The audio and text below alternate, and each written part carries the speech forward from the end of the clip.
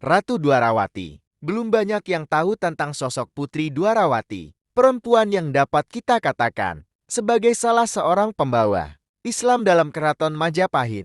Kehadiran Putri Dwarawati di tanah Jawa bahkan mendahului dakwah Sunan Ampel yang merupakan wali Songo generasi awal. Menurut Babat Ngampel Denta, sebagaimana penjelasan Agus Sunyoto dalam Atlas Wali Songo, Syekh Ibrahim Samarkande atau Syekh Maulana mendakwahkan Islam di negeri Champa bagian wilayah Vietnam, tepatnya di Gunung Sukasari. Wali ini berhasil mengislamkan Raja Champa, bahkan juga menjadi mantu dari raja tersebut. Dia menikah dengan anak Raja Champa yang bernama Dewi Chandrawulan dan memperoleh 2 putra, yaitu Ali Murtolo Ali Murtadio dan Ali Rahmatullah atau Raden Rahmat Sunan Ampel. Selain Putri Chandrawulan, Raja Champa juga memiliki seorang putri lagi yang bernama Putri Dwarawati. Dan sebagaimana keluarganya yang telah menerima Islam, Putri Champa ini juga telah memeluk Islam.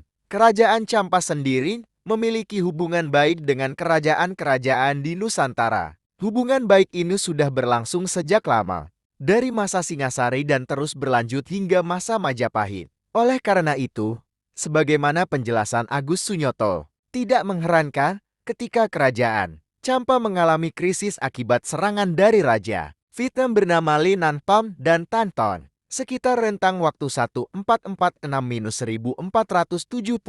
meter. Banyak penduduk Champa yang telah beragama Islam berbondong-bondong datang ke Nusantara. Adanya hubungan baik antar dua kerajaan, Champa dan Majapahit, memungkinkan terjadinya pernikahan antar elit kerajaan. Prabu Brawijaya V yang merupakan Raja Majapahit menikah dengan Putri Dwarawati yang merupakan anak Raja Champa yang telah memeluk Islam.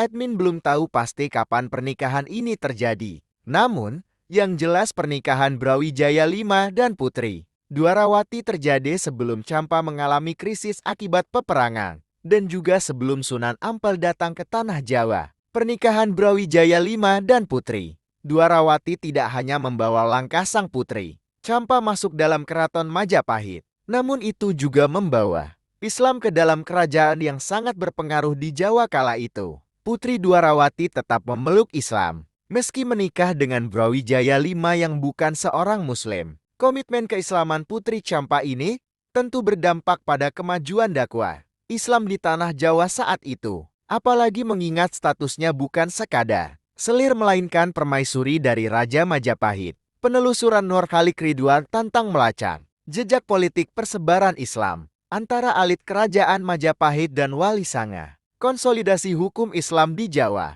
mendedahkan bahwa penyebaran Islam pada masa awal di Jawa tidak luput dari jaringan anak-anak Raja Majapahit. Brawijaya V yang memiliki istri yang beragama Islam. Jadi dari istri-istri Brawijaya V lahir anak-anak bangsawan Tra Majapahit yang telah beragama Islam.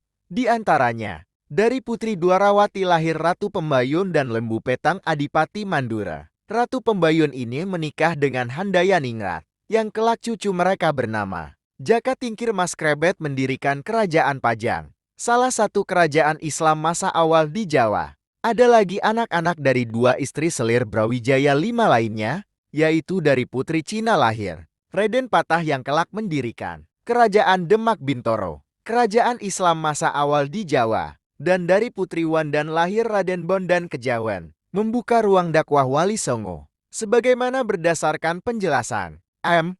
Abdul Karim dalam Sejarah, Pemikiran dan Peradaban Islam, bahwa pada masa penyebaran Islam di Jawa, sebab para wali menampakkan dan mengajarkan akhlak yang baik dalam menyebarkan agama, membuat penguasa kala itu menilai ajaran Islam tidak mengganggu stabilitas pemerintahan, sehingga dalam prosesnya para wali mampu menjalin hubungan yang baik dengan penguasa dan menarik hati masyarakat untuk memeluk Islam. Hal ini nampak, misalnya, sebab adanya relasi yang baik antara Sunan Ampel dan Raja Majapahit, membuat Sunan Ampel mendapat izin dari Raja untuk menetap di Ampel.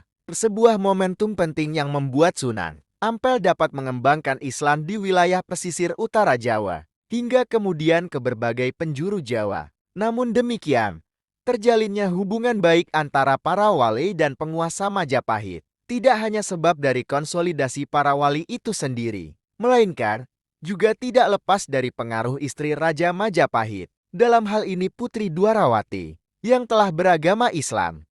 Kita dapat melihat pentingnya posisi Putri Dwarawati dalam penyebaran Islam di Jawa. Dari motif rombongan Sunan Ampel yang datang dari Campa ke Majapahit. Mengapa target mereka harus pergi ke Kutaraja Majapahit? Sebab di situ telah ada Putri Dwarawati. Sehingga pengaruh sang Putri Campa di keraton dapat membuka ruang dakwah para wali di tanah Jawa.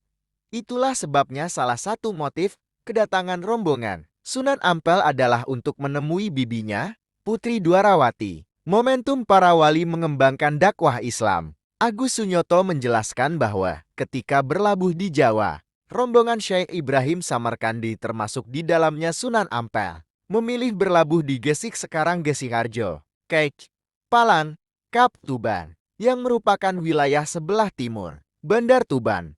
Hal ini mereka lakukan sebagai bentuk kehati-hatian, mengingat Bandar Tuban saat itu adalah pelabuhan utama Majapahit. Rombongan Syekh Ibrahim Samarkandi memilih tinggal agak jauh dari pelabuhan utama Majapahit, sebab mereka ingin menyebarkan Islam kepada penduduk sekitar, sembari mencari kesempatan ke Kutaraja Majapahit untuk bertemu Putri Dwarawati. Namun, sebelum sempat pergi ke Kutaraja, Syekh Ibrahim Samarkandi wafat di Gesen, dan perjalanan dilanjutkan oleh Raden Rahmat Sunan Ampel beserta rombongan lainnya. Pasca dari Kutaraja Majapahit, ruang dakwah Sunan Ampel dan wali lainnya terbuka lebar. Mereka tidak perlu lagi sembunyi-sembunyi sebagaimana sewaktu di Gesen.